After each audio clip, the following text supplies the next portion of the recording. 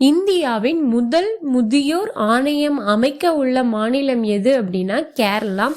ஏன்னா கேரளாவில் வருஷத்துக்கு 4% முதியோர்களோட எண்ணிக்கை அதிகமாகிக்கிட்டே போறதுனால முதியோர்களை பாதுகாப்பதற்காகவே முதியோர் ஆணையம் அமைக்கணும் அப்படின்னு கேரள அரசு முடிவு பண்ணியிருக்காங்க. இதுக்காக ஒரு தலைவர் நியமிக்கப்பட்டிருக்காங்க. அவங்களோட பதவிக்காலம் எவ்வளவுன்னு பார்த்தோம் அப்படின்னா 3 வருஷம்.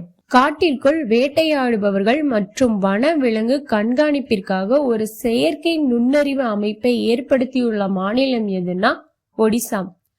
என்ன பேர்ல ஏற்படுத்தியிருக்காங்கன்னா ட்ரையல் கார்டு AI மெத்தட் அப்படின்ற இதுல இது பண்ணியிருக்காங்க.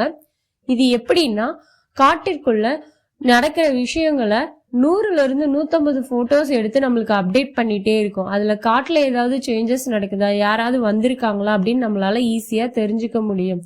இதை ஒடிசா அரசு எங்க இம்ப்ளிமெண்ட் பண்ணியிருக்காங்கன்னா சிம்லிபால் புலிகள் காப்பகத்துல தான் இதை செயல்படுத்தி இருக்காங்க.